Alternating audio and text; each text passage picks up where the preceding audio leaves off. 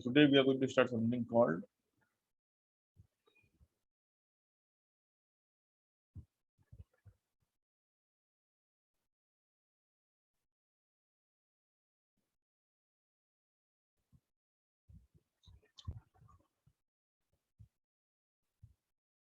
equation of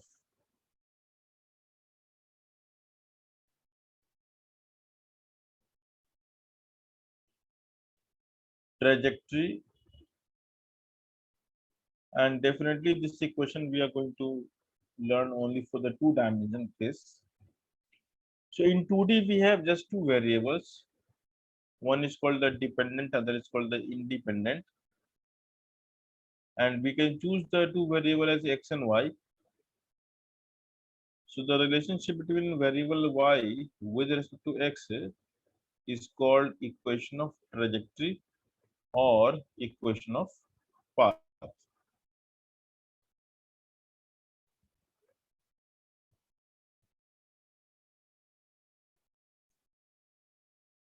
And in 2D we can simply write y equals to fx. So the idea is we must relate the two variables. We must relate the two variables y and x. And what is known to us, or what will be known to us, is a common parameter in which both can be expressed. So to understand this fact, we need to see some example. So let me start with something simple. Imagine if I say x is equals to a cos theta. So you can see that x is a variable which depends on some other variable called theta, and in physics we call such variable as parameter. Similarly, the y we can write as a sine theta. So you can see that the x and y both depends on one common variable, and this common variable we call theta. Okay, so a cos theta and a sin theta, we have expressed x and y. This is our parameter. This is our parameter theta. So the idea is how to relate these x and y by eliminating the common variable. So to establish a relation between x and y,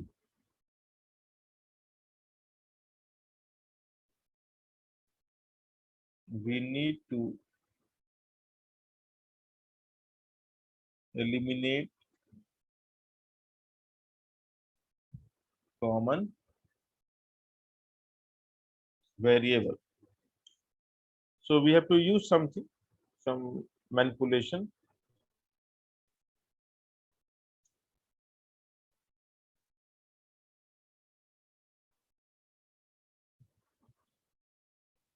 Sir, Can you- I have a doubt. Yes. Sir, why we need to eliminate it? Yeah, unless we will not eliminate, we will not get the two variable equation. So we do not want three variable, right?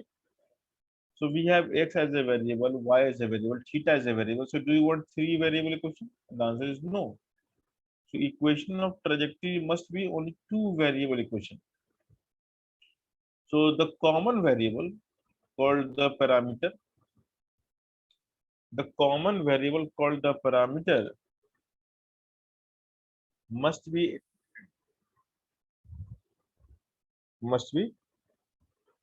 eliminated. Okay. So now the question is how we can eliminate theta. What mathematical operation we must perform to get rid of theta? So because Inverse. the pardon, Inverse will not, yeah, inverse we can think of, but that will be very complex. So the simplest thing we can think is that the sine square theta and cos square theta is always 1. So from this equation, we can find the sine theta and cos theta and we can substitute and our job will be done. So Sir, what is sine theta? Yes. sir, we can put the theta value, and then if it is coming in that table, which we don't know the values, then also we can do that. No? Like what, once again? Like if theta is 45 or something 60 or No, no. 53, 37. Theta is a in general value, so you cannot put one particular value. Okay. So you cannot put one particular value. It should be eliminated by some smart trick. So the simple trick is the moment we see the sine and cos, we know that if we square and add, it will vanish. So sine square and cos square is 1, and therefore I can add sine theta as y upon a whole square. This is x upon a whole square equals to 1. So this turns out to be x square. Now this is a really nice formula. If you remember, this formula represents what? So this is called equation of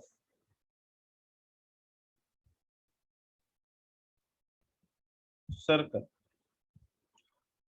centered at origin,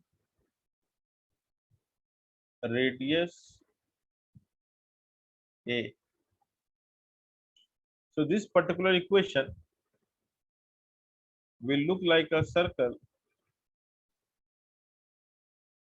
drawn like this, and the a is the radius,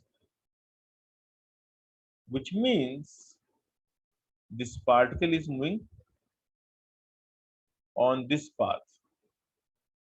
So when a point P, let's P is a particle, is moving on a circular path, and if I choose this angle as theta, and if I drop a perpendicular, and if I call the coordinate as x comma y, so what is the x coordinate? A cos theta. What is the y coordinate? A sin theta. So the general point of the particle x and y depends on this parameter theta. As theta will change, x and y will change, and from the parameter, this is the parametric equation. So A is length of Yeah, a is a length. So this is the parametric form of x and y. So eliminating sine and cos is very easy. Whenever you see sine and cos, always square and add. It will get eliminated. Okay. So let's do the next problem. And these paths are very famous, and one should be able to recognize such paths whenever we have the parametric form given to us. So I will give you some other parametric form, and you need to determine the path. So path is simply a relationship between x and y. Anything else should be eliminated by some smart mathematical procedure. So example 2, if I am giving you x equals to a cos theta and y equals to b sin theta. So what should be the equation of path?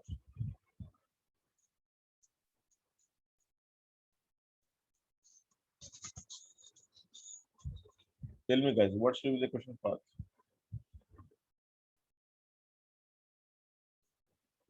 So what is the question?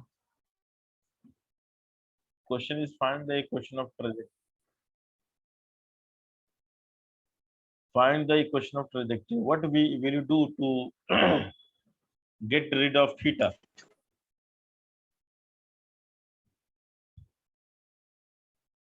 So square both side and add x and y.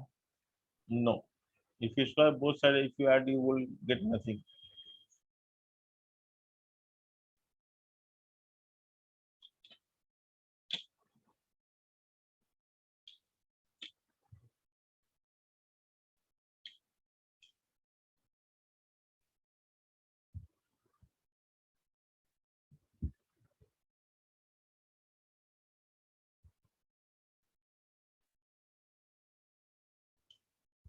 Okay, so because again we have sine and cos, so we must go back to the relation.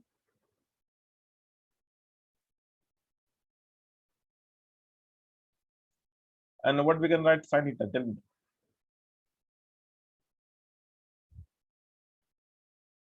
What we should write instead of sine theta? Y by a. Y by? Yeah, I think B. you are not. Y by b.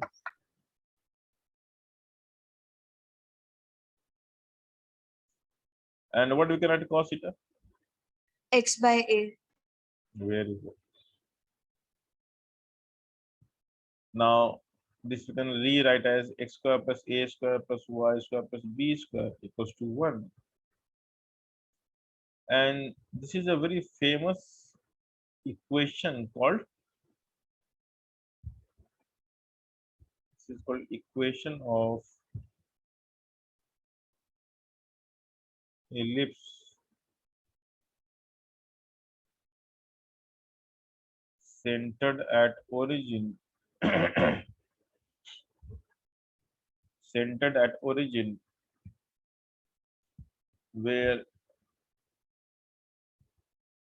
a is major axis, a is semi major axis,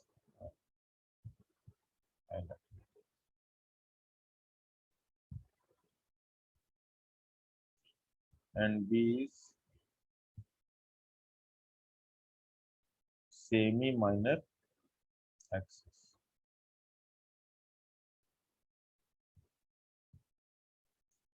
Now how the shape look like? Like an oval shape. Ellipse. Sir. Yes.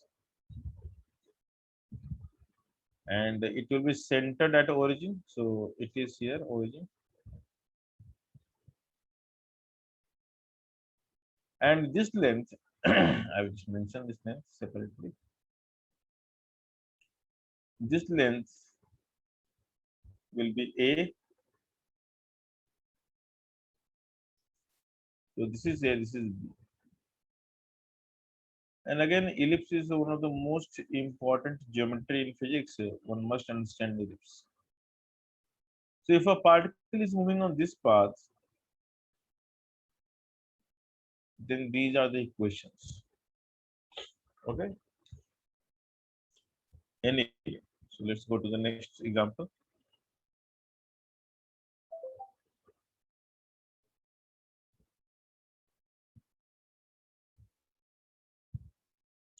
So my next example is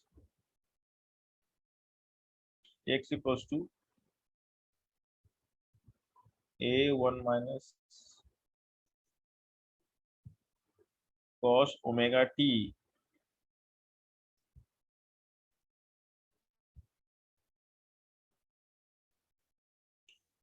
where t is time, omega is constant. So in fact a, d and omega all are constant. So the question is, what is the relationship between x and y? So can you guys manipulate and get me the answer?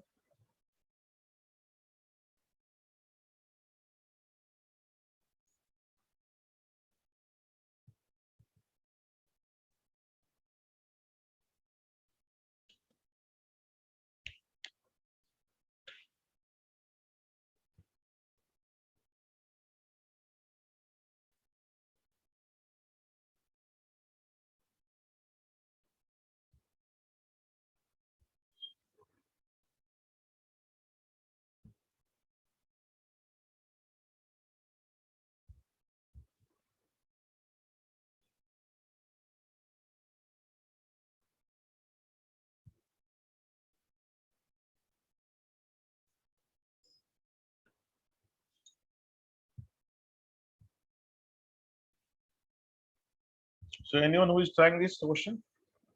Sir, it's y upon b whole square plus Hmm. a minus x upon a whole square. Yes, sir, same answer. Yeah. So that's the right answer. So you can write as x minus a also whole square by a square.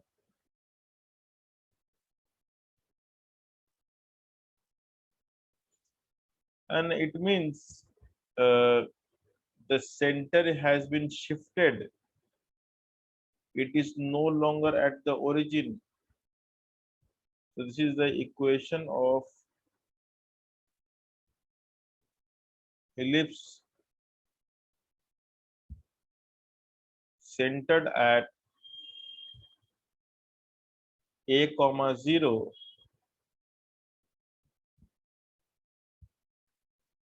and like, of course the a and b will be the semi major axis and semi minor axis. Okay.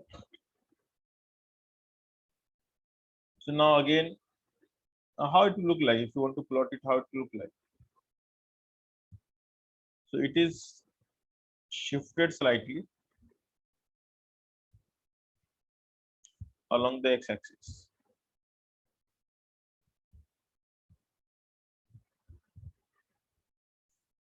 So the center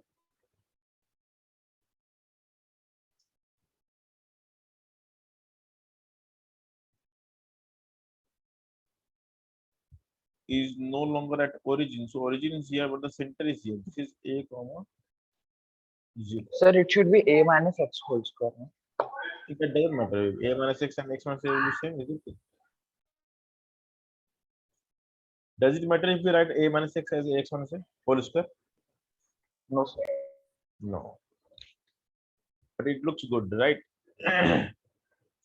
That's it. So what you're saying is the right answer, but we can rewrite like this as well. Okay. So now you have seen two types of graph. Then I'll show you the third graph, which is very peculiar in physics. I can take one example here. So let's say I'm rephrasing the problem in this way: R equals to 80 square I cap plus 280 j cap. So find the equation of trajectory. Sir, this is a new question you gave. Yes.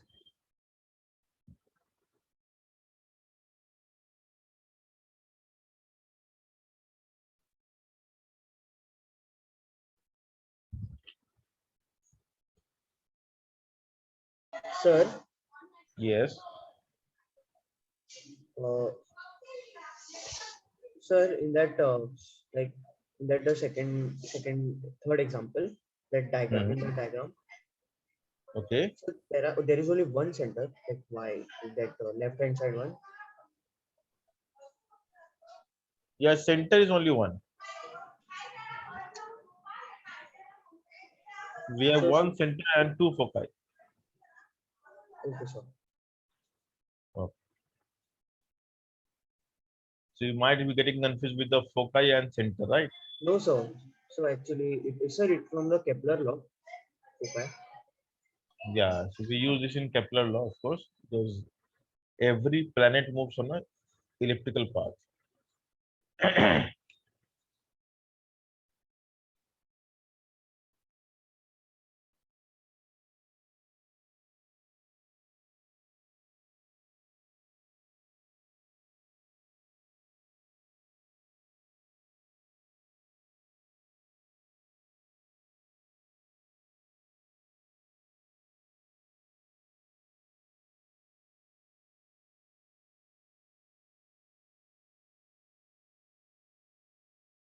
So what do you find?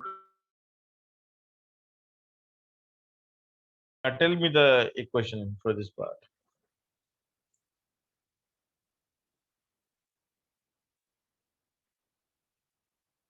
What will be the equation of trajectory?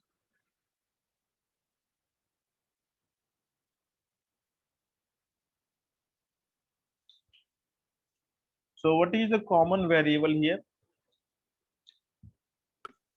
A. A. A is a constant beta. That So is T is a variable. Sir. correct. So you are supposed to eliminate T, right? By looking at the question, you can easily say that what is X here? What is X? It is. And what is Y here? 280. So instead of explicitly giving X and Y, they have put into an expression. So you have to determine X and Y from the expression, and this is the value.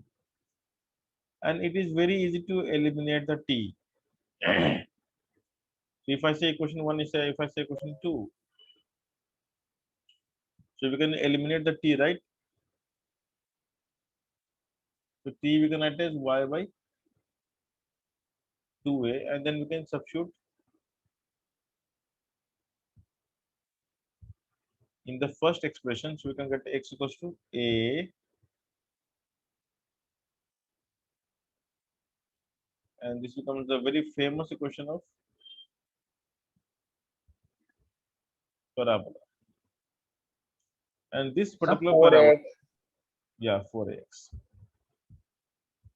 Sir, I did by squaring y square is equal to 4a square t square, and then dividing 1 and 2. Okay, no, you should only eliminate the parameter. You cannot. Okay. Anyway, okay, you square the y, right, and then you divide it. Okay, that's okay. No issue. Now this graph is again a very famous, and it will look like this.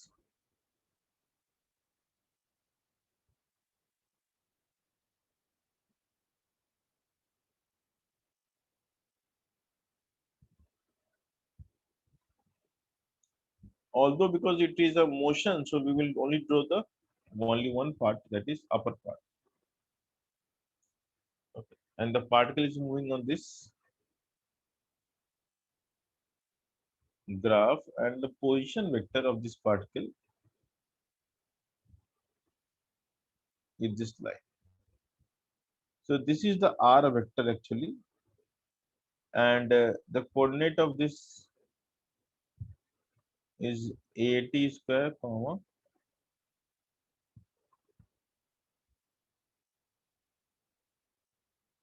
okay. So the graph is representing a parabola. This is called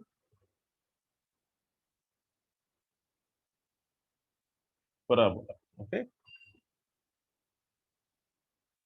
So we have this equation of parabola by eliminating the common variable t.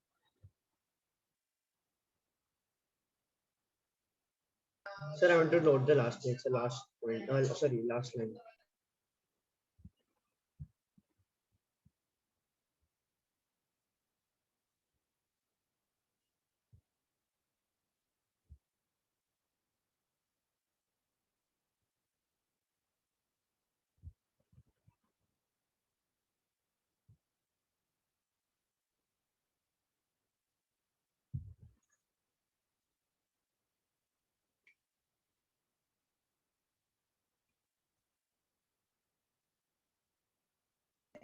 Hello, sir. Yes. Sir, that distance from 0 to that point 80 square comma 280 is r vector. Yeah, of course, that's the r of that is the position vector. That is why we have written like this, right? So you have written here the equation is this is the position vector of the point P moving on this path, right? This parabolic path.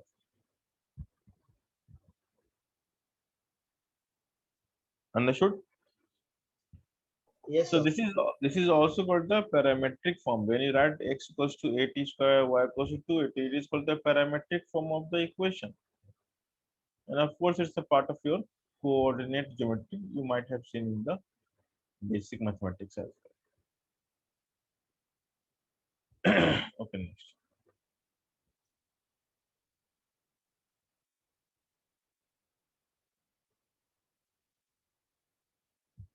So Let's say if I give you equation like x equals to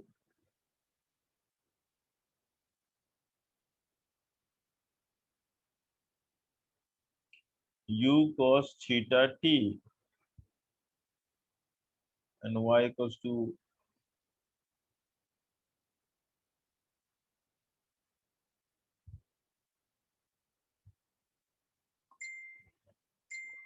find equation of trajectory.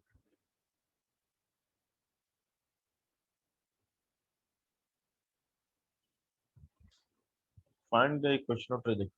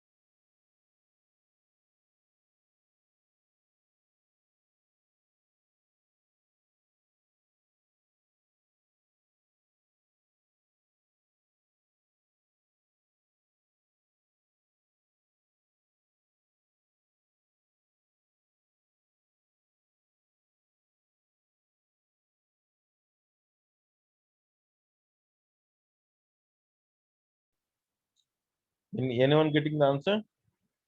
So last step.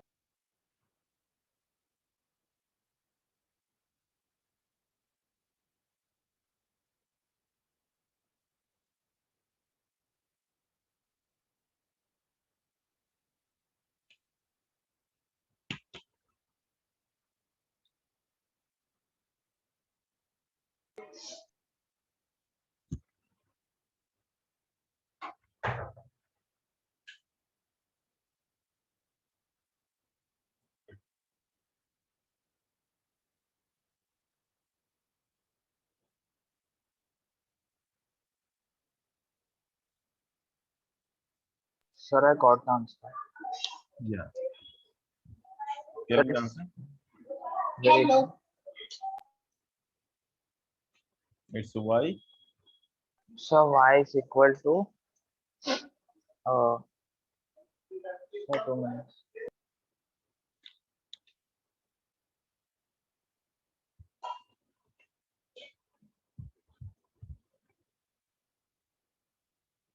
Sir, no, it's wrong.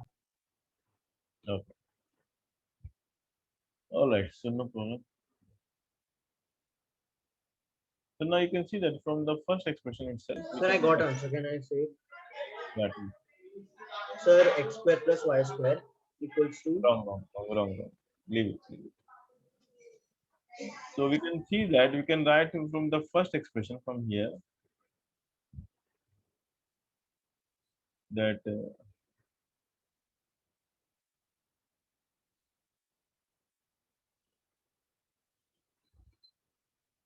what we can write is x equals to u cos theta into t. So t becomes how much? So here t is the parameter.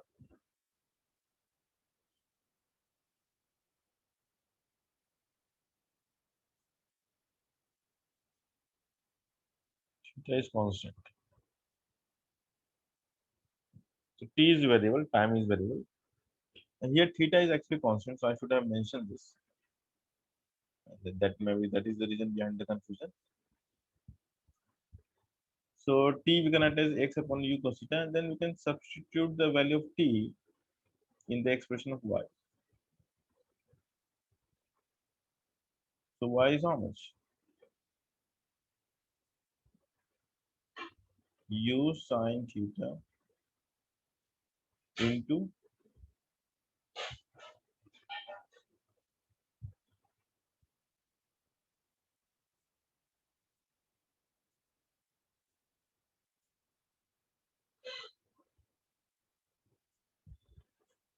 of the t square.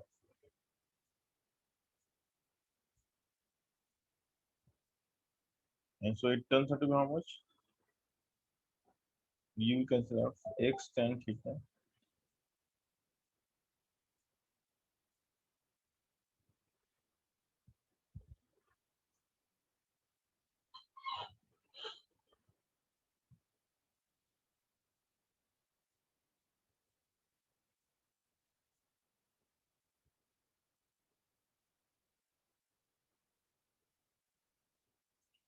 So this is the equation of trajectory. So I hope it's not very difficult, but it needs some practice. And also you need to realize that what exactly I am doing here. Because the algo part you are not able to pick. Sir, but how do we know which is the parameter? Yeah, Which yeah. I one is the mean, parameter? that's why I said. That's why I said I missed the part. I should have mentioned that t is a parameter, theta is a constant. Sir, because then I kept on solving that sine square theta plus cos square theta is equal to 1. Yeah, sir, I Yeah, also yeah. did the same thing. I understood that part. Okay, anyway, so we are done with the all the vector equation, and so now we are going to learn about the one dimension motion. Okay. Before that, we'll solve some just one two problems left.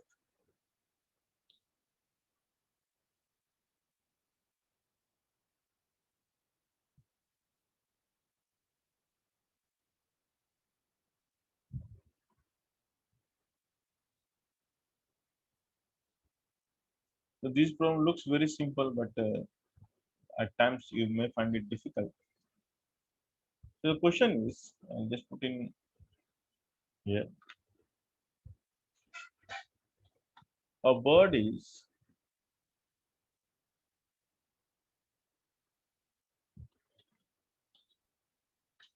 flying towards east with constant speed of 10 meter per second. Then it takes a sharp left turn and continues to move with the same speed.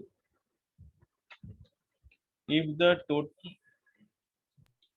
time taken to complete the turn is 20 seconds, then maybe 5 seconds, then find the average acceleration of the bird and direction of average acceleration.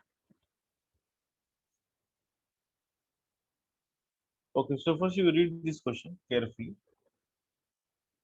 and then I'll explain what is this question.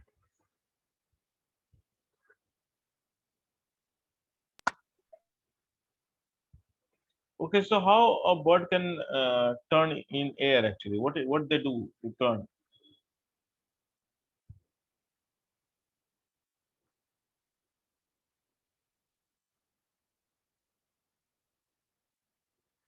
So what will So clap they there wanted will? to have air resistance.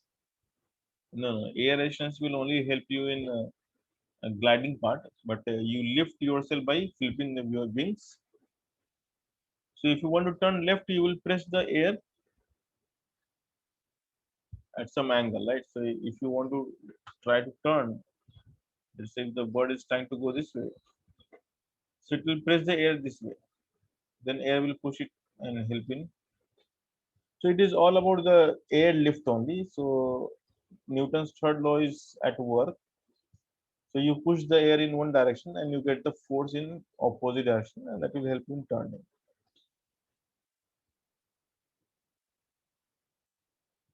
Okay, anyway.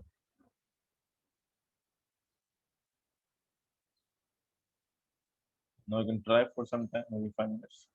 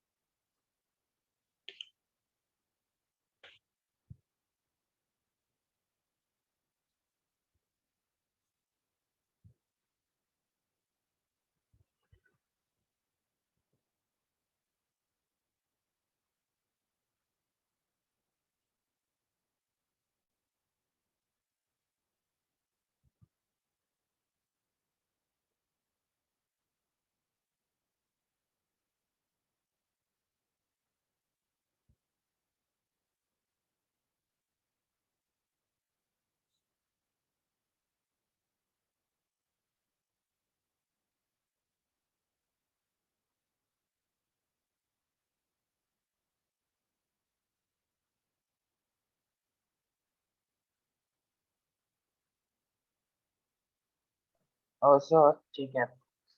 Yeah. So that it is 10 10 I cap and 10 minus K cap, or 10 I cap and 10 J cap. Okay. So yeah, that's a good idea. So before you solve questions which takes care of direction, it is good to assume x and y coordinate.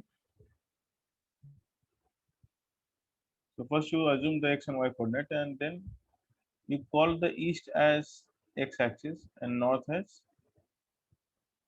Sir, but north, south, east, west are both in only one plane, though. No. Yes, sir. So how it can move in z axis? Okay, okay. Again, I think this is a very common confusion. See, north, east, south, west, all are horizontal lines. Nothing is vertical. Just you close your mic and the dog is barking. Okay, so basically the north, east, south, west, how we should imagine.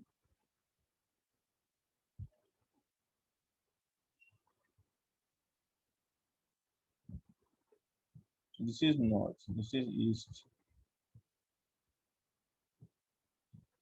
and then comes the up and down, the vertically up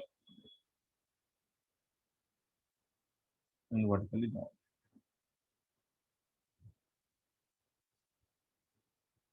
So generally this we take as x-axis, this is y, and we take the vertical as z-axis.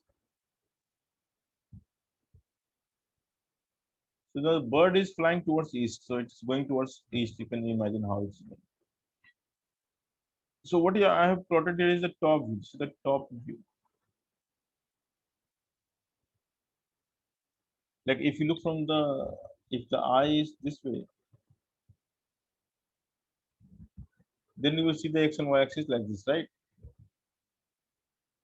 So the bird is moving along which direction? East, like this.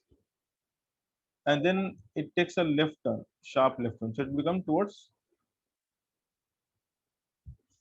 So once you make the turn, you will be actually along the parallel to y axis. Can you see that? So from the east, if you take a left turn, you will be towards north. Understood? Yes or no?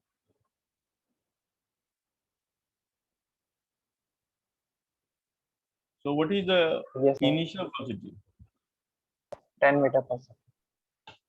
So we can write v initial as a vector form as 10 I cap meter per second. What is V final? 10 J cap. 10 J cap. Right. So now, what is the definition of average acceleration? V final minus V initial divided by total time, delta t. You can add 10 J cap minus 10 I cap upon 20. Because the duration which it has taken to complete the turn is 20 seconds. This is what I have mentioned.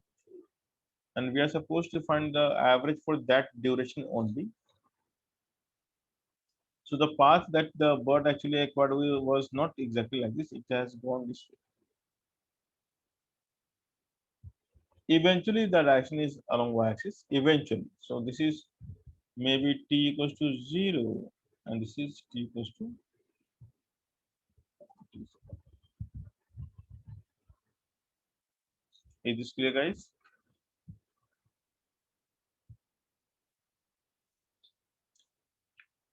So you can take common something also. So after simplification, we can write as a modulus equals to a vector equals to average 1 by 2 j cap minus I cap. Now, what is the meaning of j cap minus I cap? Which quadrant? Sir, it will be second quadrant. Correct.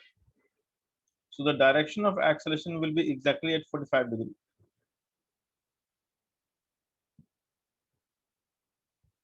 And this direction we call which direction? Northwest. Yeah. So this is the northwest. So you need to put into words that maybe I should go here.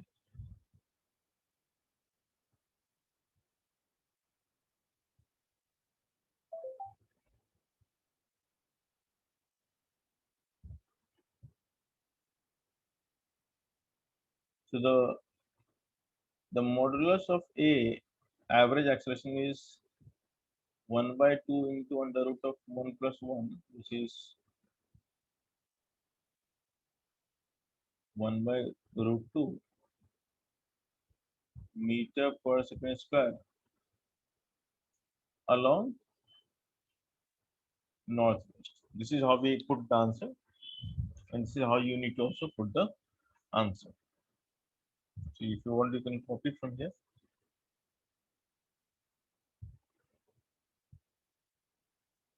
Is this clear? So can you show the next page? Yeah.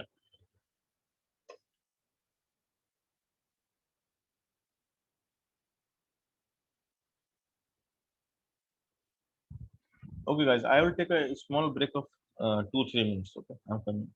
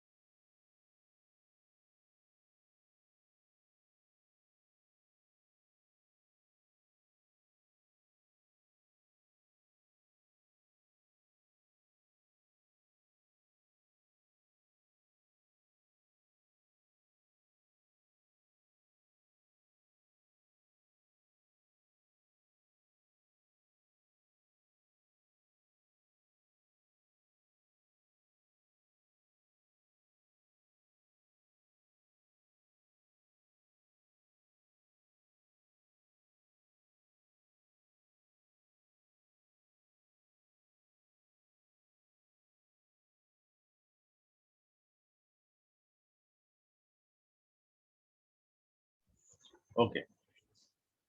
So now I think we have done with all varieties of problem that we will be encountering while solving this chapter. So now we will go back to the most basic of all motion called the one dimension motion. So what is one dimension?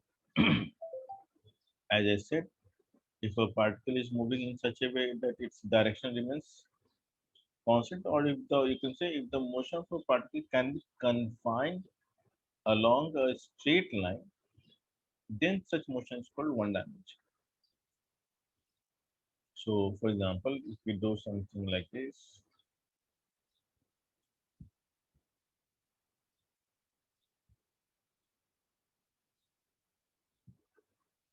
are you guys there? Yes, sir. So imagine if a particle is moving this particular way.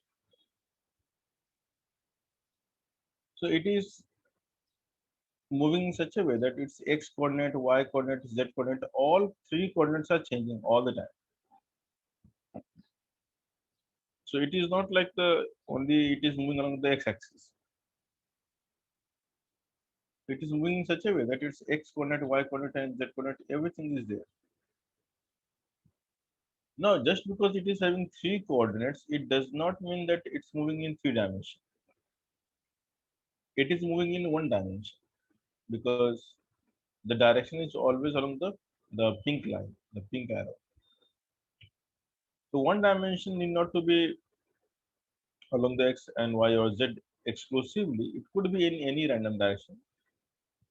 But the idea is if we can confine the motion in one particular line along a line, then we say one dimension. Now we'll study the So what is the heading? motion in 1D. So heading is motion in 1D, and we can replace and move this part.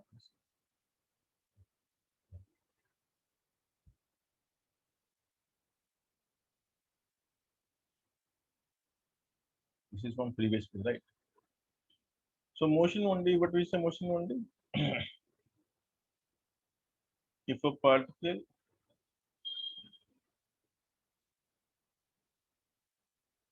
moves in such a way that its motion can be confined along a line, then it is called one dimensional motion.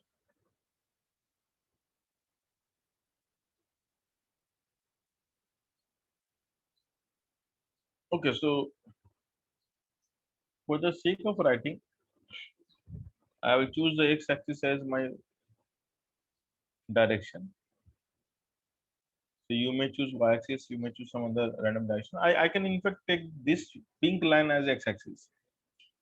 Then if you write the pink line as the x-axis, what is the good thing? That writing the coordinate will be easier actually. That's the only benefit. So let's say I am choosing x-axis as the direction of motion. At some instant, you are here. Maybe this is your car. It's a bad car. And so you are here. After some time,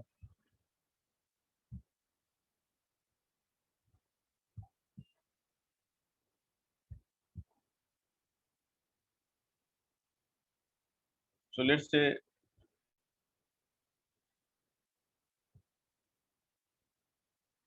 when t is 0, you are at a location, and by convention we write this location as x0, which means the position at t equals to 0. That's a way of writing.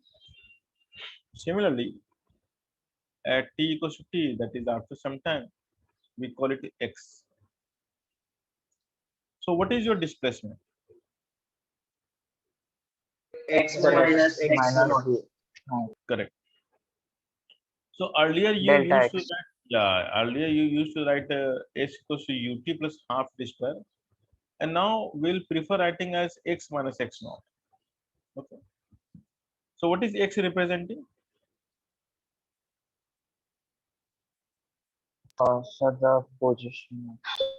Yeah, x is representing position of the particle at a given time t. So x is not representing displacement; it is only representing where you are. So if you know where you were at a given time and where you are at a given time, then from that duration you can find the displacement by subtracting the two positions. So displacement is always defined as the change in position vector. Because it's one dimension, we have only x minus x naught. Now after this we have to write many more things. So one dimensional motion we can study it in two ways. One is called the uniformly accelerated motion. Another is called the non-uniform acceleration. So we'll study one by one. Okay. So the first part of one dimensional motion.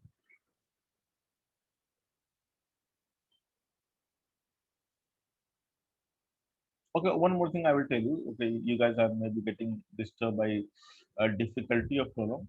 Every problem that I will solve here will be difficult only. The reason is I have to introduce you different variety of problems. So if you're not able to solve at first, go do not get discouraged that you're not able to solve one dimension. When you solve any book or any text, I mean any PDF which I will share, you will be able to solve a large number of questions. So in kinematics, I take a very few questions which are actually very difficult.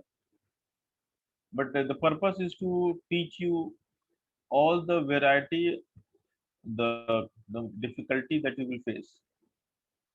So my intention is not to give you the easy question.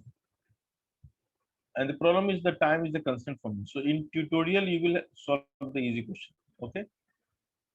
So every question will be something to learn. I mean, you have to learn something from the question. And that is the purpose teaching this kinematics. Okay.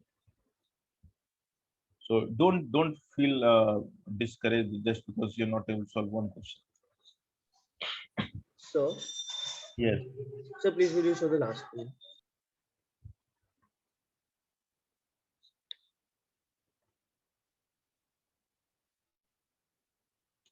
Noted, sir. So now the first part of the one dimensional motion is called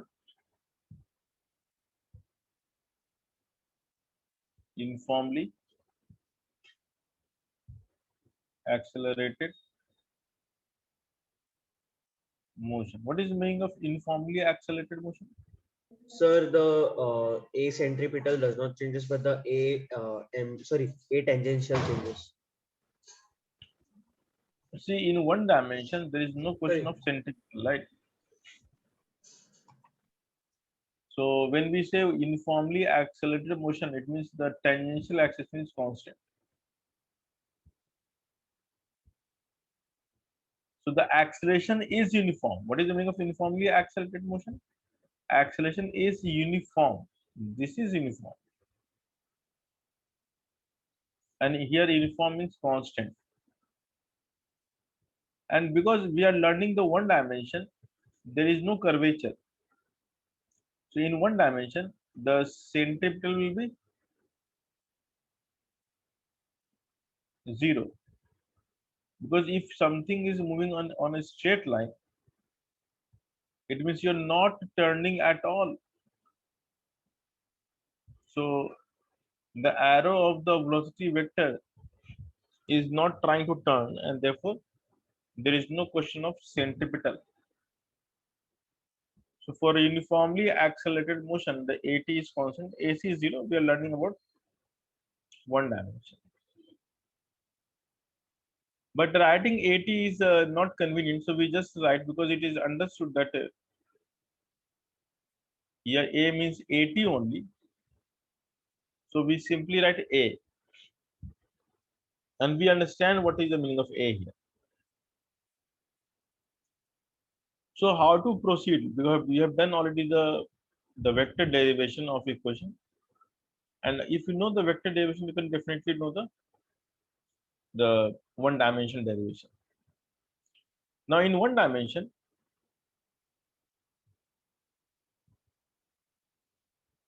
we drop the arrow sign from vectors. So in one dimension, we drop the arrow sign from the vectors. It does not mean they become scalars. No, they are still vectors. So velocity vector, acceleration vector, position vector, everything is there. We are dropping the arrow sign. And what we are doing is we are taking care of direction with the help of sign convention.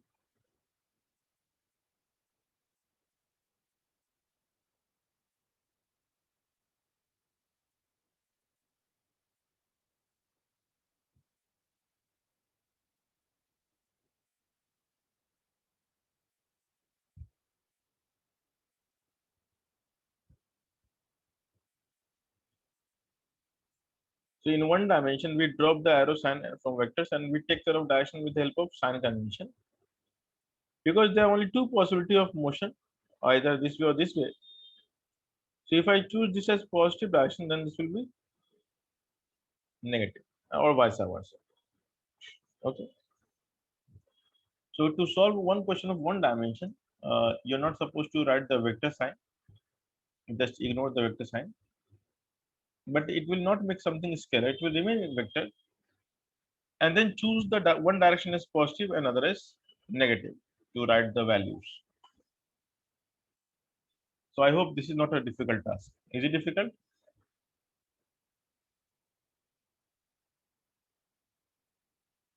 Okay. So now,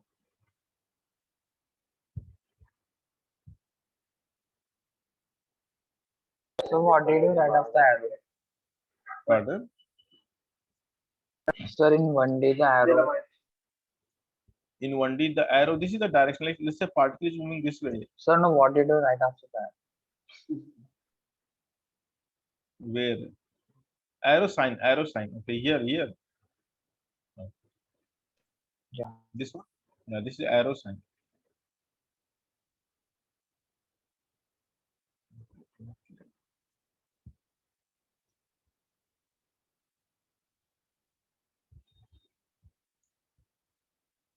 Okay.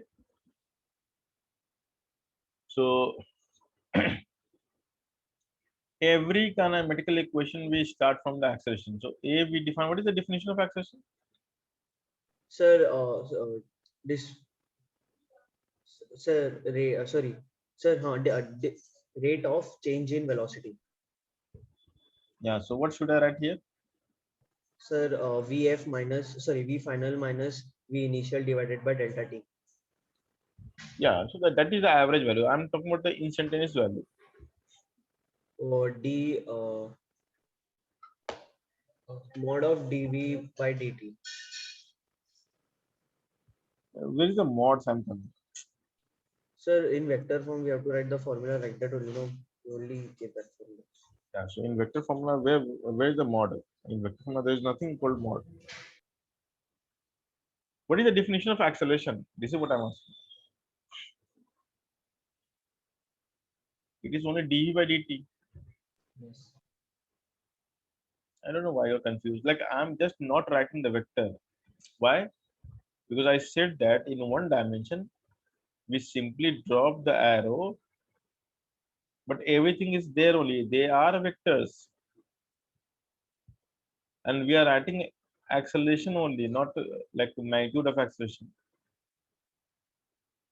So we drop the arrow for the simplicity, nothing more, nothing else. So we prefer after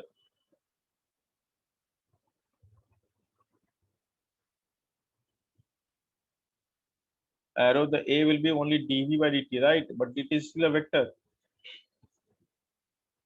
In one dimension, we have only one component, so we are not bothered about the direction, I mean the arrow sign. So A we can only write as dv by dt. That's simple. That's the definition. So what we can write as dv? A dt, now you integrate both sides. So when time is 0, the velocity we call u symbol, the initial velocity. When time is t, we call it v symbol. So what are we getting here? So v minus u equals to a dt. Now a is constant. That's the uniformly accelerated motion. A is constant. So in integration, if something is constant, can we take it out? Yes. Yes, sir.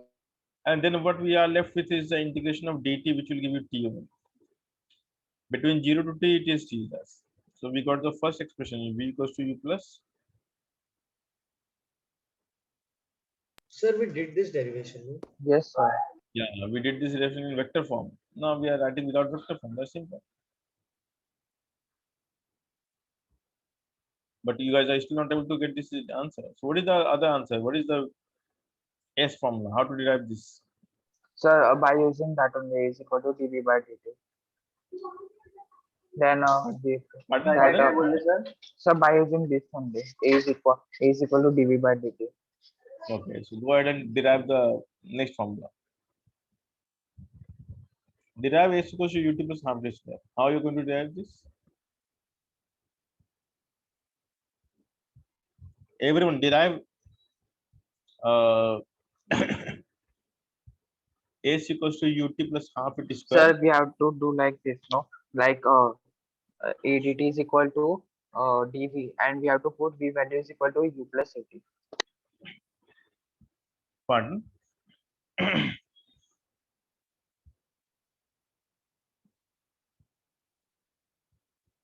What you are going to do?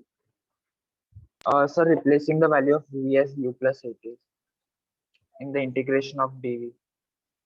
In the integration of dv. Why I will integrate dv, and how I can replace dv by u plus at? We know v is u plus at. So V is But v, equal then, to ds by dt. yeah, we have to replace v equals to ds by dt.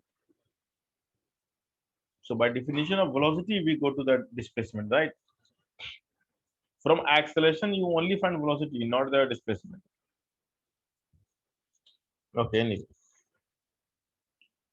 So look at this carefully.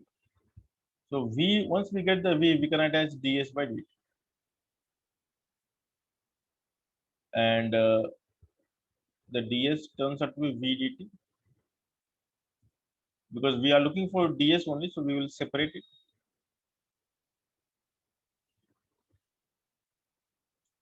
And ds is a displacement, so I will just write as s. V is a variable because v depends on time t by this formula. So you cannot take a v outside because v is variable. And then you can integrate because u is constant. So this turns out to be ut plus half. This is the second kinematic equation. This is called the first.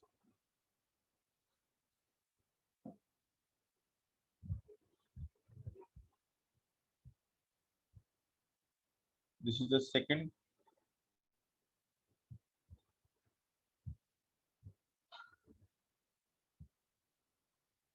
Equation.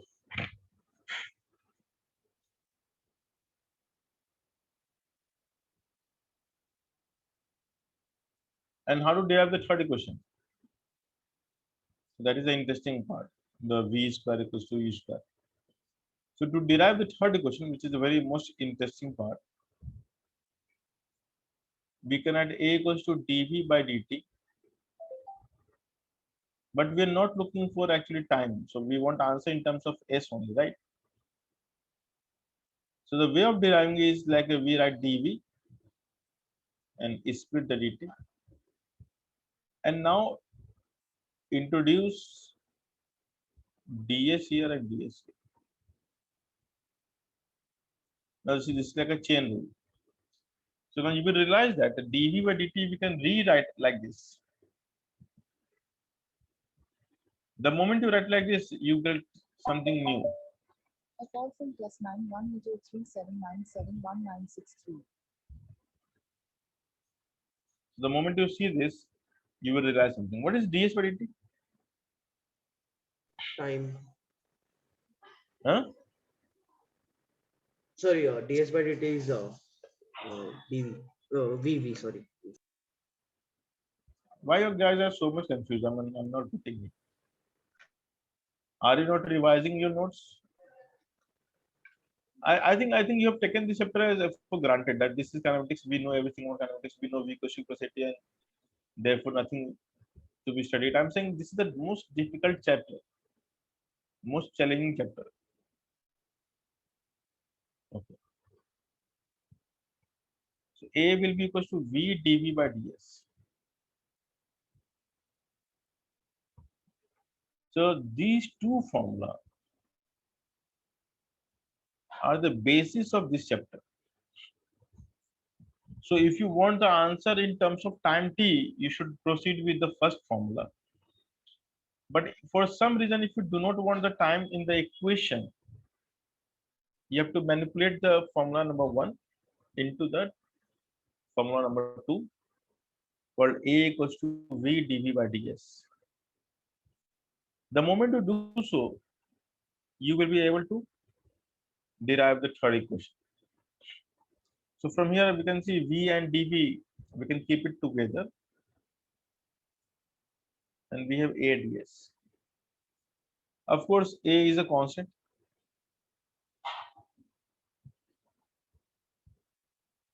We can integrate both sides from U to V because initial velocity is U, final is V. And this is of course 0 to S. S is the displacement.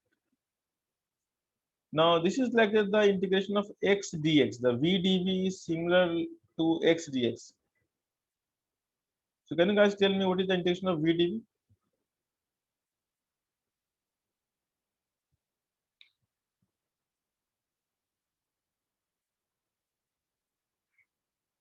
What is the integration of V dV? So V Pardon? so V square by 2. Very good. So if the integration you know, then you can put the upper limit and lower limit, right?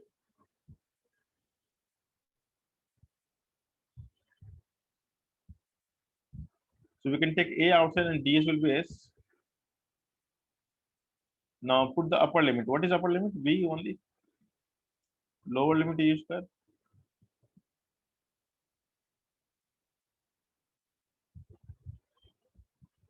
So I don't have space, I'm writing here. So V square minus U square equals to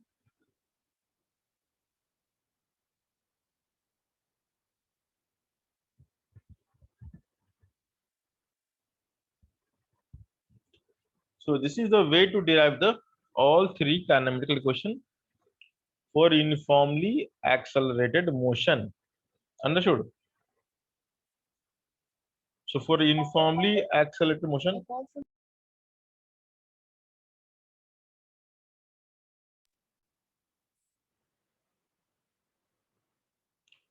is this clear? Yes, sir. Everyone, this is clear? Yes, Yes, sir. sir. All right. Okay. So what are the other formula that we can derive from these equations, like whatever equation we have now? So we have three kinematical equations.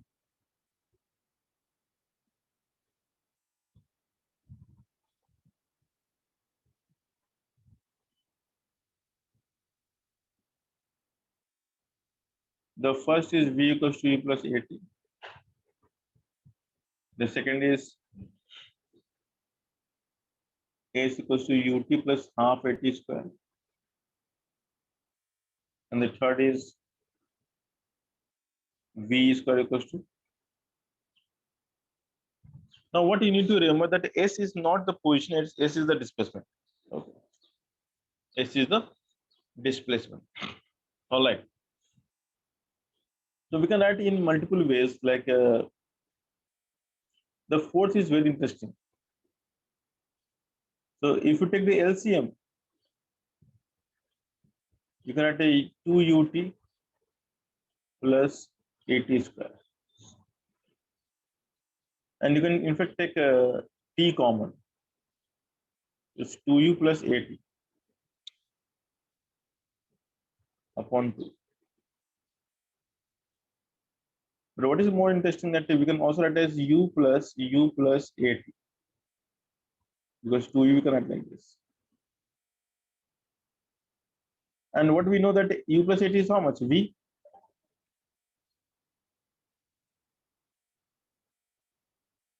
Now this equation is also very interesting. If you know the initial velocity of uniformly accelerated motion, and if you know the final velocity of the uniformly accelerated motion, then the arithmetic mean of initial and final velocity gives the average velocity.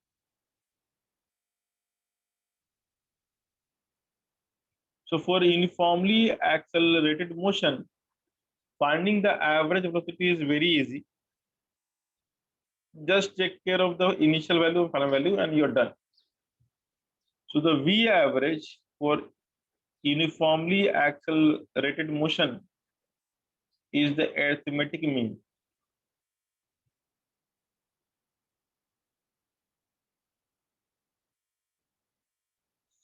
Is this clear? So if you multiply the average velocity with time t, you will get the total displacement. So total displacement is how much? Average velocity into time. This is always true. And what is interesting that this for uniformly accelerated motion, finding the V average is very easy. Just you need to know the initial value and final value and divide by 2. There is no need to solve for anything else. Okay. So for example, if I tell you that if a particle starts from rest, listen to the question carefully, answer it mentally without using pen. A particle starts from rest, accelerates uniformly if the velocity of the particle after 4 seconds is 20 meter per second, then find its displacement in 4 seconds. What is the answer? Sir, the acceleration is constant. Yeah, it's given uniformly accelerated.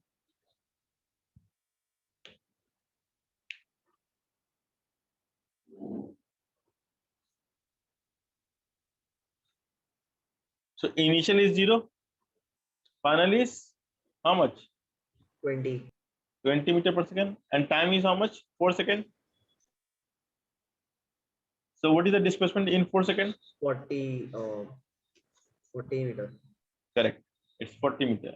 Now imagine if you want to do it by the using the formula a equals to ut plus half t square. So you need to assume a first, right? You need to solve for u and a, and then you will get the answer. But this particular way of solving helps us in getting the answer quickly, right? So you can use the v equals to u plus at to get a first, then substitute in the formula of a equals to ut plus half t square, and then you will get the displacement. But by this formula, we have the answer ready with us. Now imagine if I give you a question like this. So do not solve randomly. First, try to understand which formula will fit better. So let's say you're trying to travel 100 meter. That's a goal. So we want to travel 100 meter. And you start from rest. And after traveling 100 meter, it turns out that the velocity becomes 50 meter per second. So can you tell me the time taken to go from here to here? How 4 much time you have seconds. taken? Okay, very good. The time will be only 4 seconds. So again, you can see that if you solve by the conventional method, because here V is given, S is given. So what you will use? So you will use the V square equals to U square plus 2S to get A first, right? And then you will use the formula, any other formula, v equals to u plus at to get the t. But this formula is again very powerful. So try to stick to this formula more often than ever. Like maybe in high school, you might have used less, but now you should use more actually. And most of the tough or challenging problems are based on this formula. Okay. So let me show you some other problems which are really challenging. Yeah, before that I will finish the derivation. So now we have these formulas. Now fifth formula is called displacement of a particle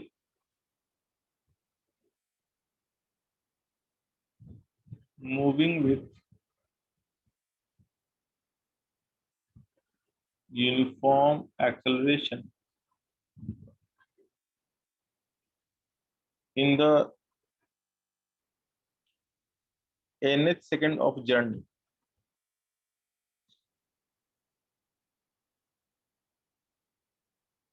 Now, what is the meaning of nth second of journey? So let's say you're traveling for, let's say, 10 seconds.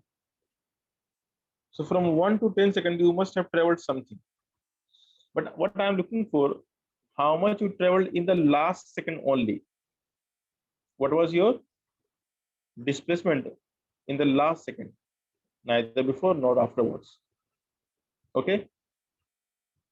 So we are looking for the displacement in the nth second of journey. So it's very easy to derive. So let's say this is the displacement in the n second. So this we write as Sn. Sn means n is the time. So instead of time t, I am taking n as a time. So that's slightly difficult and weird for you maybe. So let's say in n second you travel this much. So 1 second before, you must be before this arrow somewhere here. So we call this as S n minus 1. That is a displacement in n minus 1 second. So the last part which is left, what we call this line? We call this as the nth second displacement, SNTH. So mind you, when we write Sn, it means from 0 to n. When I write Sn minus 1 from 0 to n minus 1 second, but when I write SNTH, Snth, so it's the last second, the end second. So can we write Snth equals to how much? Sn minus Sn minus 1. And we know the formula of displacement. So you guys can use this formula and tell me now. So instead of t, you will substitute n. So can you derive the formula for me? Anyone interested? No one. Yes, So sir. can you repeat? What to repeat? Find SNTH. N represents the time in second. N represents the time in second. N minus 1 also represents the time in second. Sir, we can write it as ut plus half at square minus ut minus 1 plus half at minus 1. Correct. So instead of t, write n. That's the only thing. Yes, sir. You can write un plus half an square. Half a n square. That way.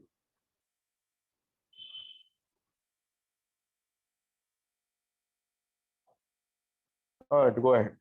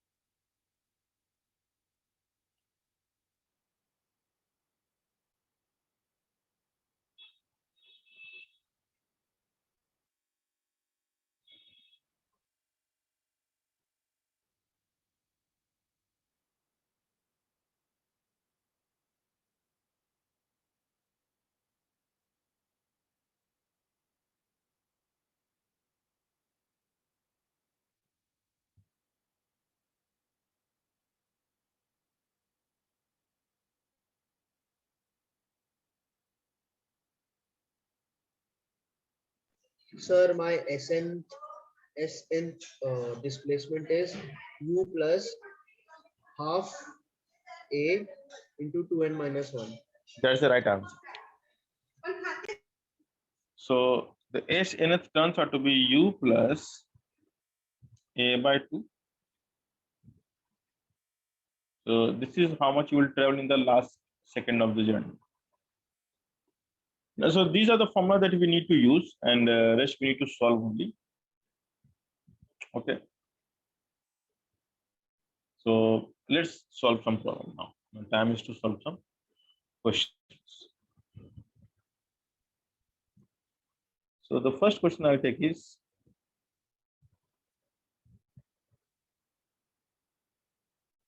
okay, so something you can understand easily. If the acceleration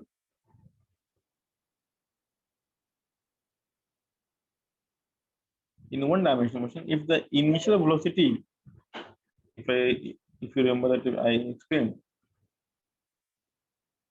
if the initial velocity and acceleration both will coincide in terms of direction, then it will always accelerate, always move in the same direction, right? So will it turn back in this particular case? The answer is no. So if u and a will have same direction, then the particle will always move forward and forward only. It will never turn back.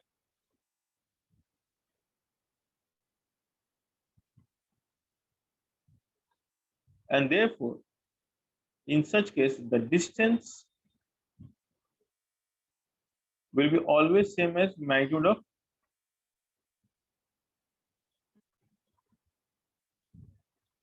displacement.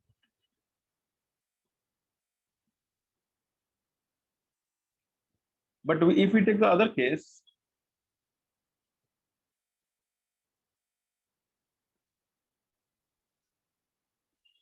and if I say that the u is this way, but a is this way, what will happen in this case? The u will decide the direction of movement.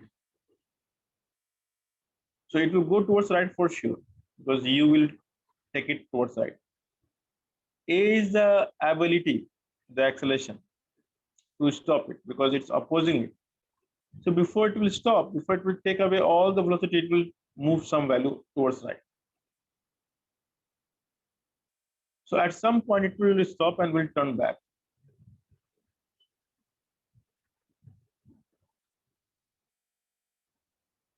So in this case, when u and a are opposite and u is right, so it will go right first and then turn. If u is left and a is right, what will happen? It will go left first, then turn right. I hope this is clear.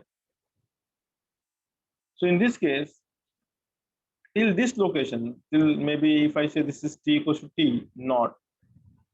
So if time is less than equals to t naught,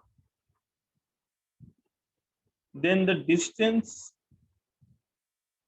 will be same as modulus of displacement, right? And if t is more than t naught, what will happen? Sir, displacement will be lesser than distance. Correct. The distance will increase, will become more than displacement. So I'll just mention the third scenario also, which is obvious. If I choose u to be left and a to be right, it is also a case of deceleration.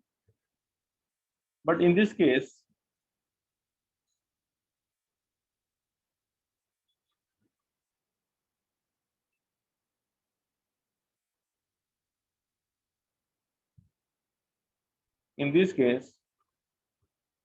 the particle will go left first and then will turn right. So it will stop somewhere here. Let's call this t equals to t naught. Okay, I have taken origin as a beginning point, but this is not necessary. You can start from anywhere else. So again, in this case, the same thing will happen. If t is less than t naught, then the distance is equals to mod of displacement. If t exceed t naught, distance will exceed displacement modulus. So you just have to keep this thing in mind. And sir, how we determine that u and a having same sign or different sign? So that will be obvious from the problem. So let's see some problem.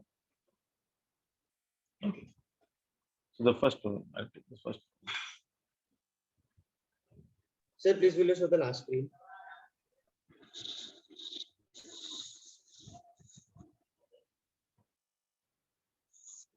Now, one Done, more sir. thing that you should be very careful when you turn at that instant, what is your velocity?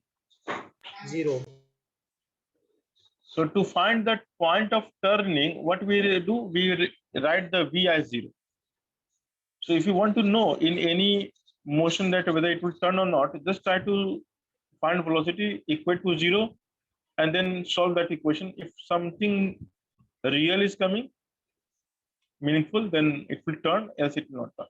So let's see some example. So let's say, let me put in words, text, easy.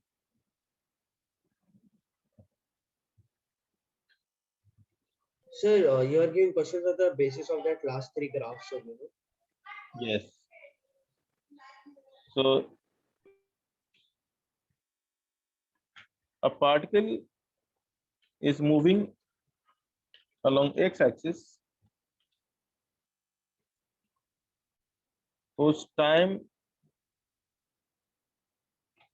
dependent position is given by x equals to 60 minus 3t square plus 5. Calculate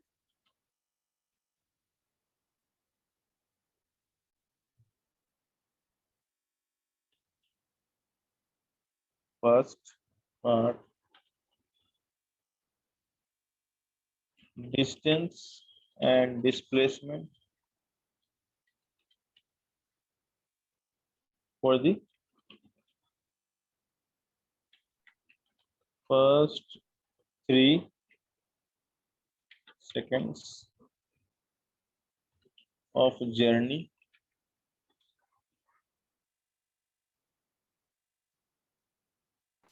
Hello, sir. Yes. Sir, I got disconnected. Sir, can you show the last two cases? I mean, can you explain the last two cases? You got disconnected just now, no? Sir, but I was not able to hear it. Sir, internet connection was not there, sir. So I think it is self-explanatory. You can look at the diagram, you can understand what is happening. So if U and A are opposite, then it will turn back. Okay, the simple thing. And the U will decide how it will move in the beginning, and A will decide how it will move eventually. So if U is left, it will go left first and will turn. If U is right, it will go first right, then turn. That's it. And if U and A are same, then it will never turn. It will always continue moving in the same direction. Now this is clear? Sir, can you explain the last if t is greater than t naught, then distance is greater than displacement? Yeah. So once you turn back, your displacement will decrease, Yes. but distance will always add up, right? Distance is the length of path, how much you travel. So even if you retrace the path, even if you come back to origin, so you have traveled like to and fro both distance, right? Yes. So distance always increases, it never decreases, but displacement may increase, may decrease. Yes, sir, understood. So solve this problem, please. I just try this. So x is given as 60 minus. Now x represents Position, not a displacement. So you should not be confused with S and X. When I write X, it means position, location, coordinate. Okay.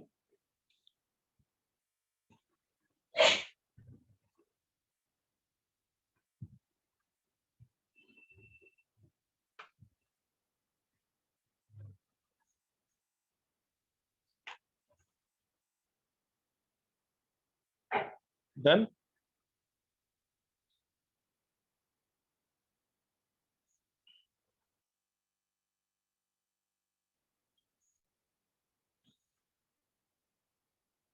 So how to approach this problem? First, you need to check the U. Sir, So yes, first, sir, we have to check. Sir, we have to put t is equal to 0 yeah. first, and then we have to minus the x value, x and minus x when t is equal to 0. Then No, we'll no, get the no. displacement. Yeah, you need to first check X equals to T equals to 0 where you are actually. So on the X axis, where you are at T equals to 0.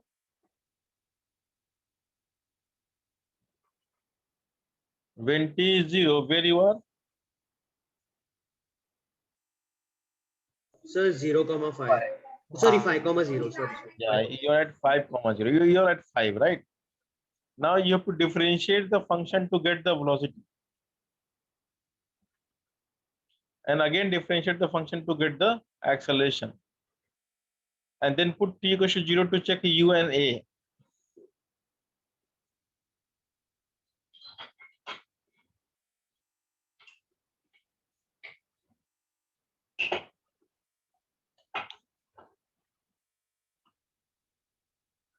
Anyway, I will solve. First you solve, I will solve this.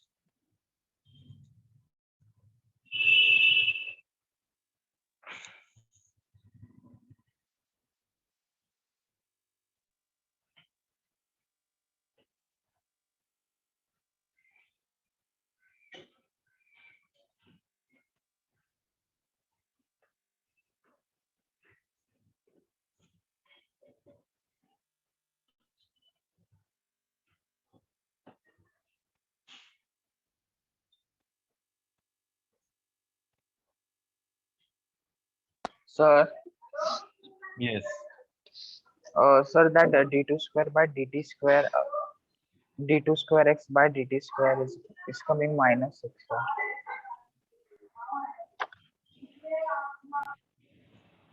Once again. So that d square x by dt square is coming minus 6. Yeah, that's fine. Not an issue, no? So minus means what? It is going towards left. Yes. So see, always start like this. You got X, find V and find A first. You are dx by dt, dv by dt. So the first term will give you 6 minus 60, and this will give you minus 6. That's simple. So A is anyway negative, which means A is going towards the left. What about V?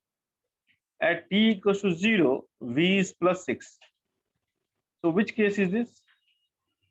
the initial velocity is right and A is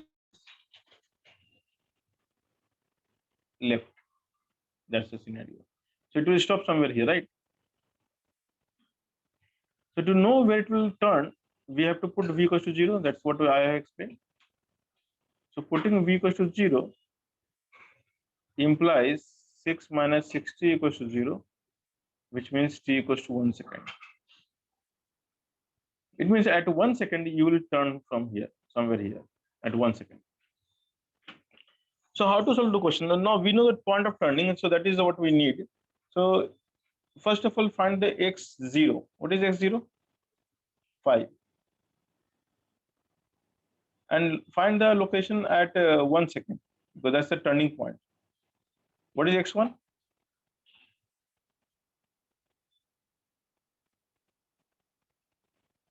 8 meters, right? But they are looking for the distance and displacement for the first 3 seconds. So find x3 also. What is x3?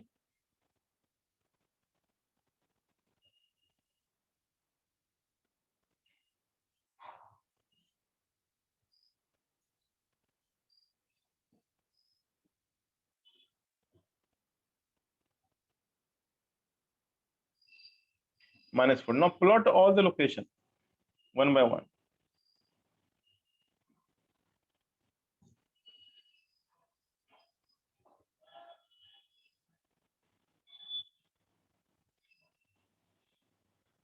So if you plot all the location, you will see at t0 you are here, let's say 5. At t1 you are at 8,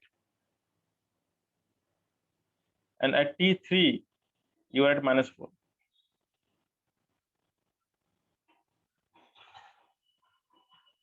So now you can understand that how you have moved, whatever was the path taken. So you have moved like this. Okay. So what is the displacement first?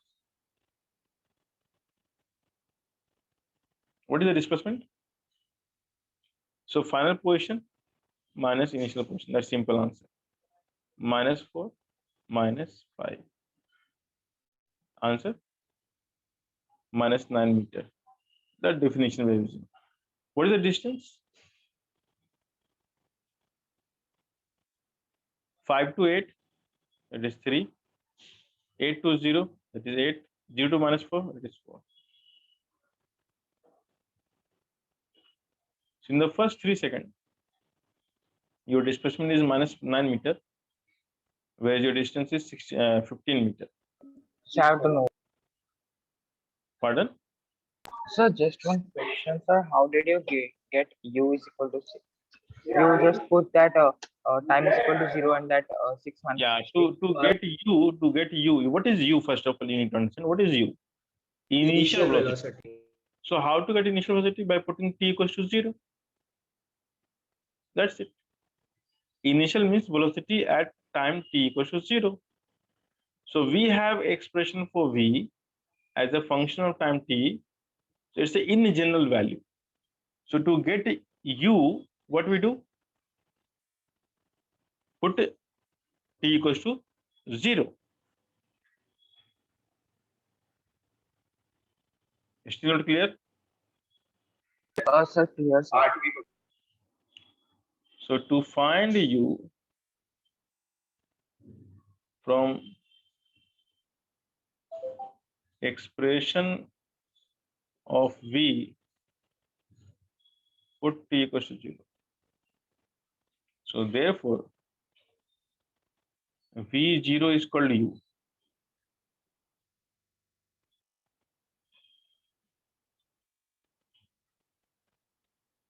So I hope this is not so difficult, but yeah, it's interesting to understand that how to solve questions like this. Okay. Now, you know that the turning has taken place at 1 second. So if I ask you the distance or the displacement for a time which is less than 1 second, then you know that both will be same answer because the turning has not occurred, right? So when the time interval in the question is more than the turning time, then only we have to think of all this. So let's do some more problem. Sir, noting. Pardon? Sir, I'm noting. Oh.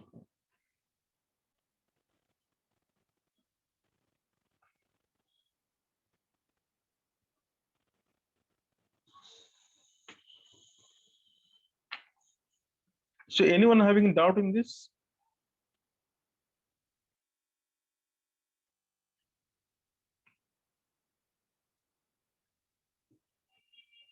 Hello, sir. Yes. Sir, that the part to find u from expression of v put t. So, sir, that part is not including in the question. No? No, that I have done already mentally. I have written U question 6, although not required. But if you are looking for U, that's the way to do it. See, we have given a position versus time graph equation. So to know the position, I just need to substitute the time. So we substitute t equals to 0 all the time to know the initial location. Then we substitute t equals to the value given in the question. And one thing we do from our side, which is the time at which it will turn. So I want to know the location from where you have made your turn actually. So once I know all these three locations, I can simply calculate the distance and displacement just by looking at the diagram. Understood? Yes or no?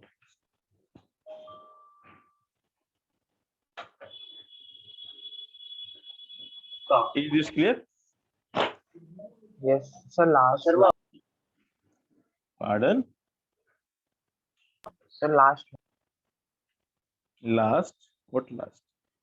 Sir, I have to note the last one. Sir. Okay, note the last. Okay.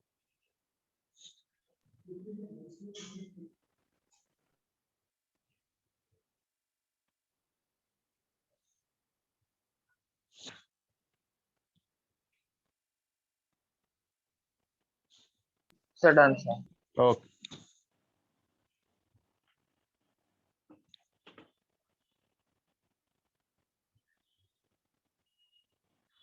So here is the next problem.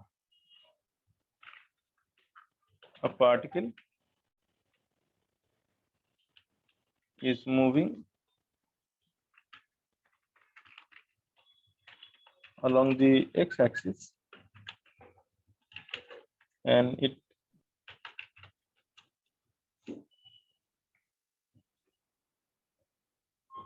starts from origin. If the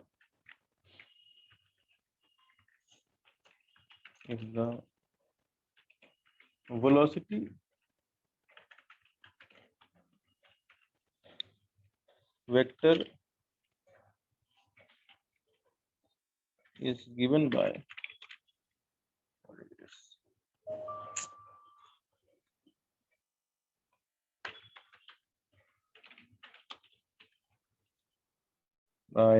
something.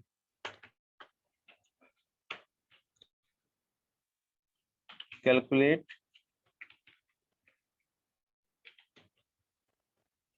distance and displacement for first 3 seconds, 5 seconds, these are 30-second question, and 7 seconds. Okay, so this is the question, and the V is given by 10 into 1 minus t by 5. So instead of position, what is given to you? V is given to you, and I hope that from V, finding the x is not difficult task. So because the motion is along the x-axis, you can write V equals to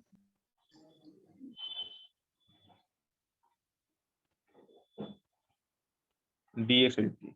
Sir, Yes. sir, It is 1 minus t by 5 or Yeah, 1 minus t by 5. That's not properly written. 1 minus t by 5. Just in case it's.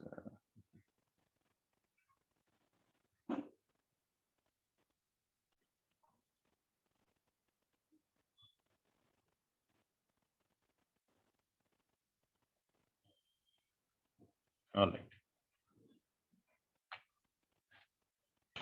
So can you try this question?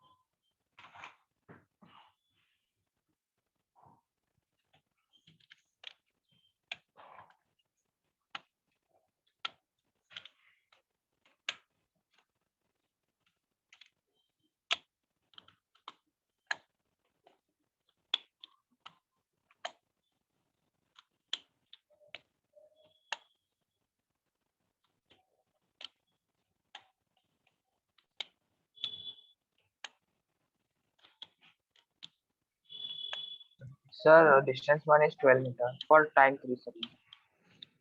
Okay, for 3 seconds it is how much? So 12 meters Okay. for the Hmm. 3 seconds. All right. 20 seconds for 5 seconds. So you are saying displacement is 12. What is the distance? So 12 meters and 20 meters and 28 meters and 28. Okay, let me solve this question. Okay, So so we got v is equal to minus 2 meter per second and u is equal to 10 meter per second. yeah, it's obvious. See, I mean, you can solve it by various methods, but the method which I explained is in a way it's easier method. Also, you can solve by the moment you look at this equation, you know that what is u? U is 10 and a is minus 2, right? So if you want to compare with this formula, you can see u is 10, and then you can solve the way you want. But anyway, what I'll do is I'll integrate the first equation. So dx by dt is, so dx I will get as,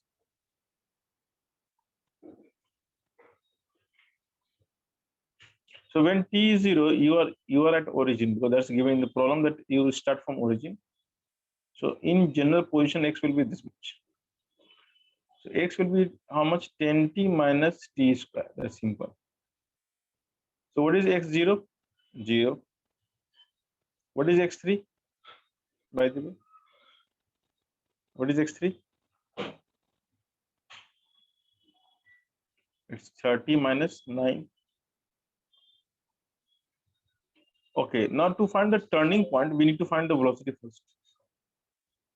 So V is how much?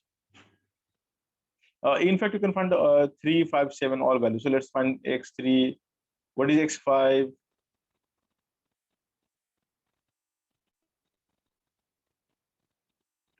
What is x7?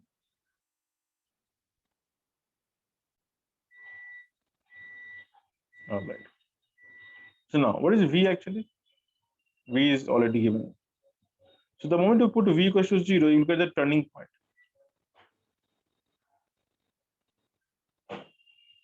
It means it will turn at 5 seconds. So all the time before 5, the distance and displacement will be same, right? So for t less than 5, distance and displacement modulus will be same. So the first answer question is 3 and 5, like the 3 and 5. So for the first two answer, you just need to find the displacement, and that's the answer. And I think this is the answer. So for t equals to delta t equals to 3 seconds, the first 3 seconds, distance and the mode of displacement is 21. And for delta t equals to 5 seconds, the distance and mode of displacement is 25 meters because they are same. Now only for 7 seconds we have to be careful about. So for delta t equals to 7 seconds, we need to plot the graph because things are changing. So you start from origin. Turning point is 5 seconds. So at 5 you turn. So at 5 where you are? At 5 you are here. So you turn at 25 meters. And at 7 you come back to 21 meters. So you are here maybe. So your journey has been like this. You have gone like this, and you have come. That is a 7-second journey. So it's easy to find that this. Sir, in V is equal to 10 minus 2t, why did you? Yeah, now you can go Yes, and sir. tell me. Sir, why you equated 10 minus 2t with equals to 0? Because whenever something turns, the velocity becomes in one dimension. If you turn, so at the moment of turning, your velocity must be.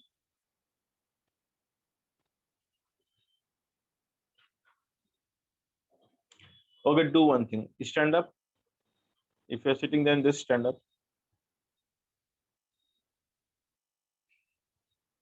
Okay, are you ready?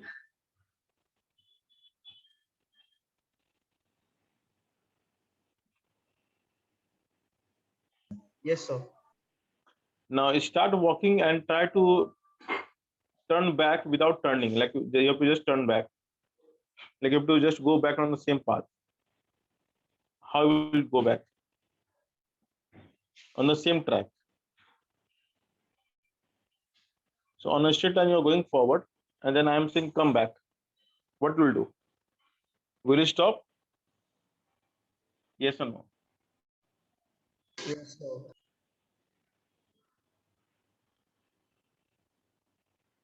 So if something will turn back on a straight line, then it must be at rest at the moment of turning, right? Like you cannot come back without stopping. This is the some common sense. I mean, it's one dimension. I'm not giving you some other space to go and turn. So you have to move along the x-axis and then come back along the x-axis. So how will you do? Can you do it without stopping? No, sir, I understood. Like I was just clarifying that V is equal to 0. So we are putting v equals to 0 to understand at which location the turning has taken place or turning may take place. So we are careful only when the time at which they are asking for distance or displacement is more than the turning point, the time at which you turn. So up to 5 seconds, the particle is moving in only one direction. There is no turn. So up to 5, the distance and displacement both will be same in magnitude, of course. Okay. नहीं समझा.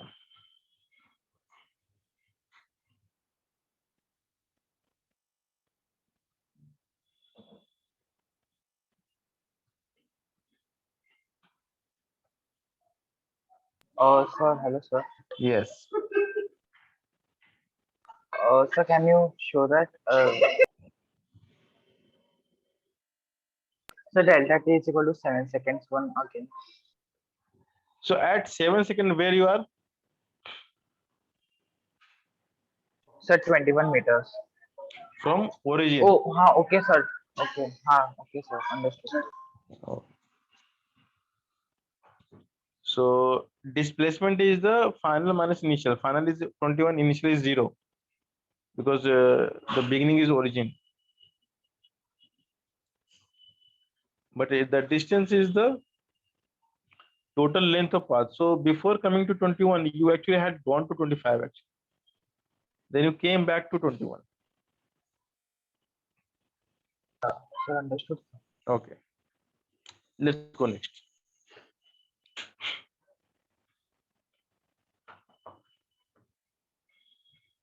So solve this problem.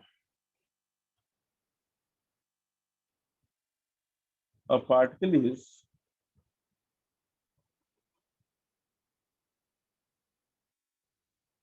moving with velocity of 15 meter per second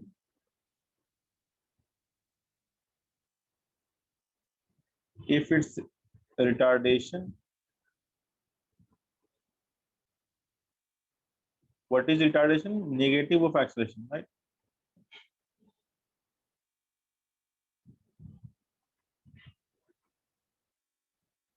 Is 5 meter per second square, and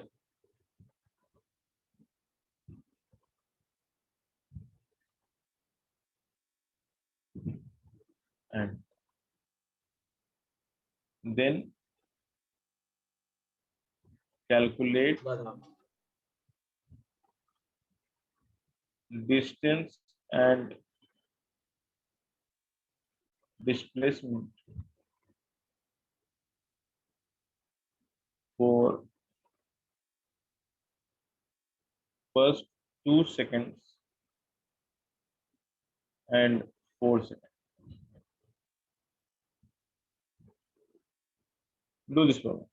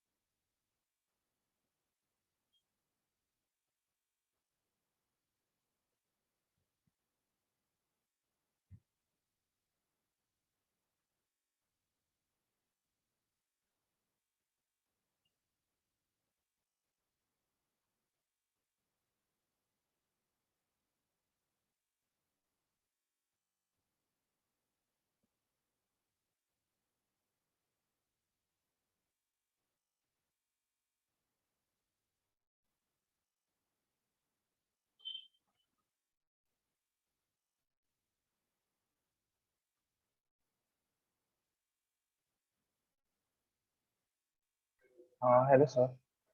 Yes. So what is the symbol for retardation? Like for It's acceleration, we A. write It's, A. it's A. For retardation, we write A only, but we write like this. So when they say retardation is 5 meters, we can write AR is 5. So we write A equals to -5. That's it. So depending on how you're choosing the velocity. So if I write, if you think AR is -5, then A is +5, like anyway. But we normally we write it like this. If we know AR is 5, so we write A equals to -5. That's it.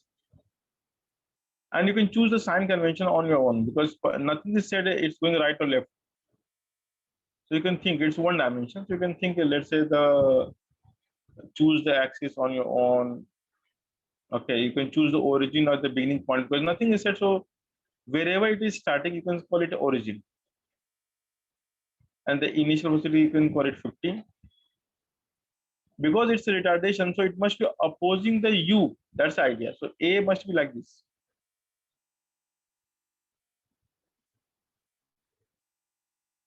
So technically A, if U I am taking the right or positive, then I must take A negative. So A is leftward.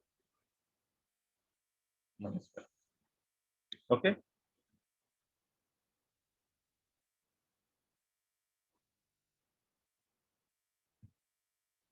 So if you're taking U as right, then A will be left if it is retardation.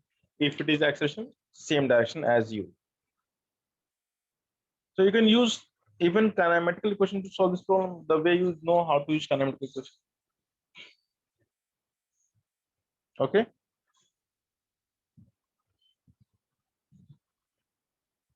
Sir, actually, as hello, sir. Yeah, go ahead. Actually, at the same point, like the force 2 second in 4 seconds, sir, it will start means moving that side backwards. At what time it will turn back?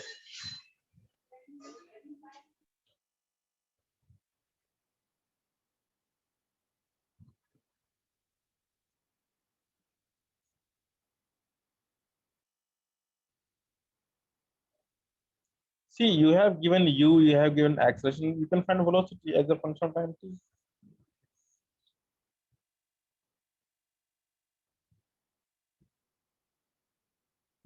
You can find the displacement as a function of time t. Everything is given to you.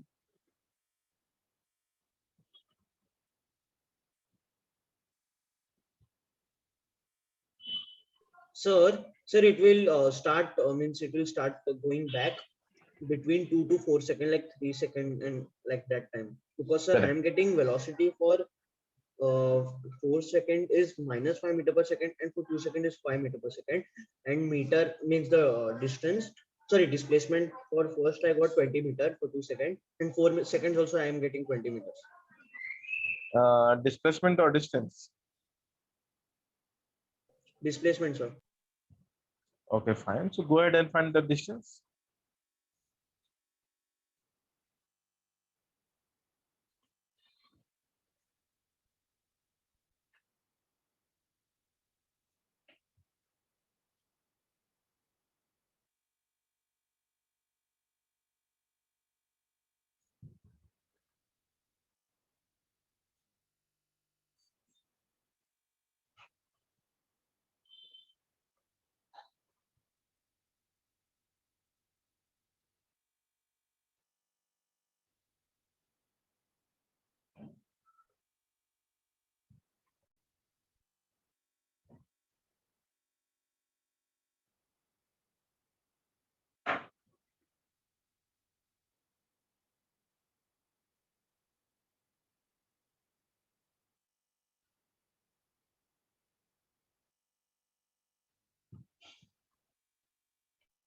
Sir, Mm-hmm. hello, sir. Yes, yes.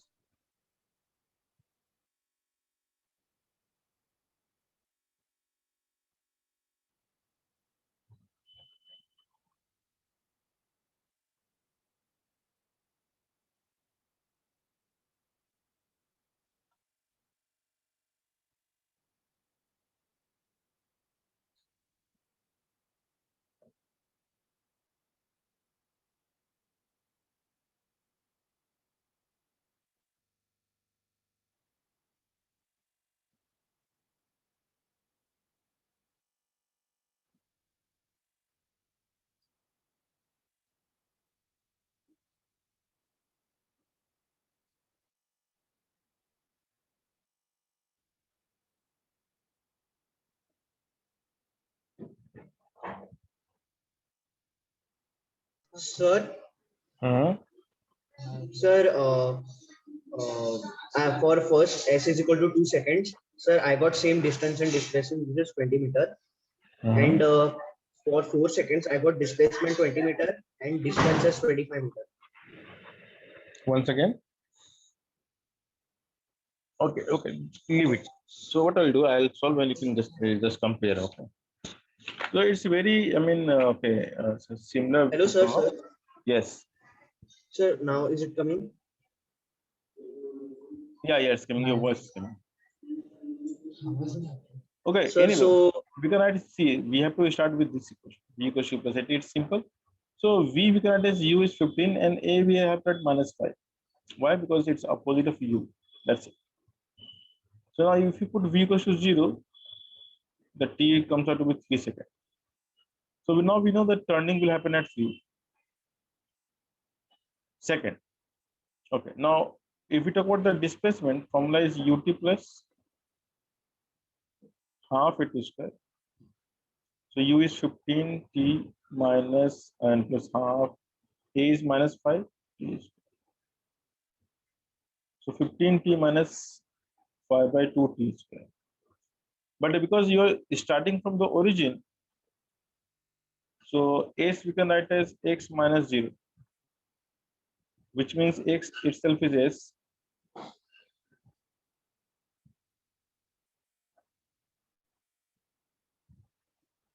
So now you can find the location. At x equals to 2 seconds, you're at 30 minus 4. This turns out to how much? 20. And at x equals to 4, 15 into 4 minus 2.5 into 16. This is how much? 60 minus 40, which is again 20 meters. And what is at x equals to 3, the turning point? So 15 into 3 minus 2.5 into 9, which is 45 minus. And how much is this 25 into 9? 225.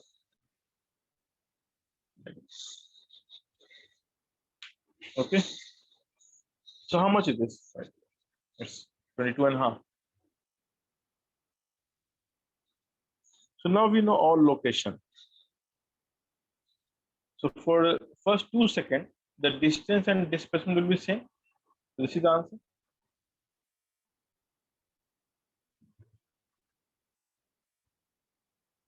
The distance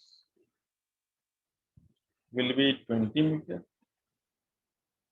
Displacement will be 20 meters.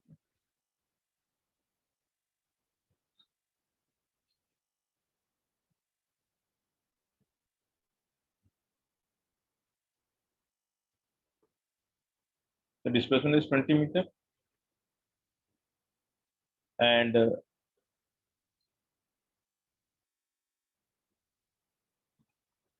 mode of displacement, everything is same. Now for